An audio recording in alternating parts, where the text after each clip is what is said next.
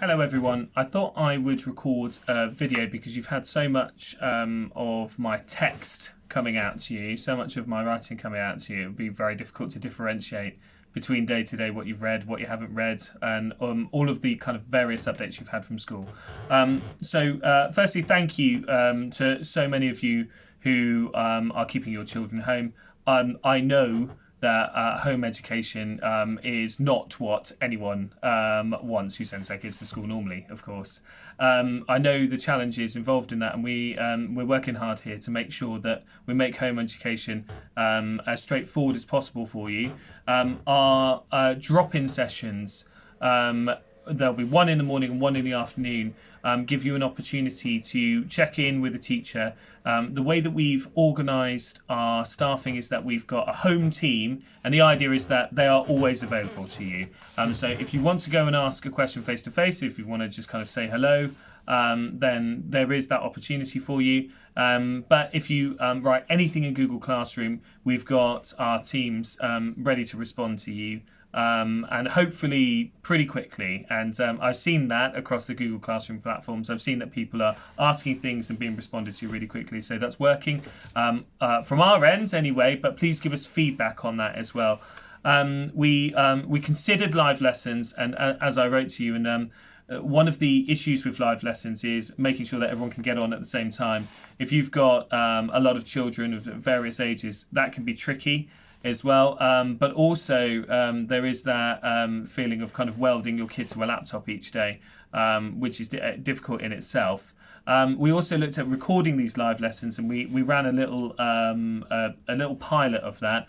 And the recordings of Teams and Google Meets are normally pretty poor. They're quite pixelated, they're quite jumpy, the sound drops out in them, and so at the moment we don't have a good way of recording these sessions, because that could be one solution, which would be to record a live teaching session, and then you'd be able to access that whenever you can. But we're looking into that, and we're kind of liaising with other schools to see what they're doing as well.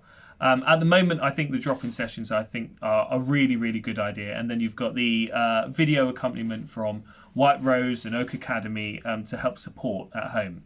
So, laptops. If you don't have enough laptops, you must let us know. We do have capacity still to lend some laptops as well, and we're working with local businesses. We've got a local person came forward and offered to buy the school 2 laptops, which is absolutely incredible. And then we've also got Fullabrook have been in touch to let us know that they're willing to help us out on some devices as well. The government entitlement of laptop that was announced in Parliament, that applies first to secondary schools and then to primaries. So although in theory the school can access 20 devices, when we've tried to access that, we've been told to get to the back of the queue. So at the moment, we don't have those. So we're very grateful for the local support for it. But we do have capacity to lend some laptops. So if you don't have any, please let us know. We can't recreate school in school. So if your child is used to a kind of an elevated level of support in classroom, that's a little bit more tricky for us on our current staffing. We, like any other workplace, we've got a number of people working from home who have, say, medical vulnerabilities as well. And of course, we need to keep our home team fairly well stocked to be able to kind of respond to you guys as well. So we can't ever recreate exactly what the school provision is, but the idea behind our model is that what's happening at home is also happening in school. We've very much got our eyes on, sorry, my alarm's going off. We've very much got our eyes on the return to school as well. So what will that look like? And that will help the more everyone's doing the same work. The government guidance is 4 hours of work a day. Now, I know that you might not be able to go through with your kid. If you've got multiple children and you're trying to do 4 hours a week, that might be really, really difficult for you. It's our legal responsibility to do 4 hours of work per day. So if you need to prioritise, you prioritise. Talk to your teachers about that and say, you know, if we can get an hour and a half done today, what do you want us to focus on? That's absolutely fine as well. So A further thank you for bearing with us. I think the only final thing I have to say is that we deal with the information as and when it comes to us.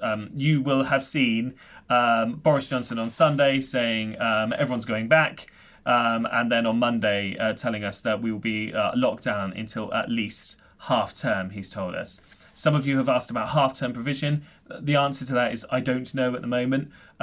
So we haven't been asked to provide half-term provision, but then we weren't asked to provide online education until Monday at 8 p.m. So we, of course, will plan for all of the scenarios that we see coming. I've noted that Boris Johnson didn't guarantee a return to education by summer. So that gives me the impression that the lockdown may elongate. But at this point, we really just have to have multiple contingencies, and we will kind of communicate our strategy to you as and when we're kind of told of anything.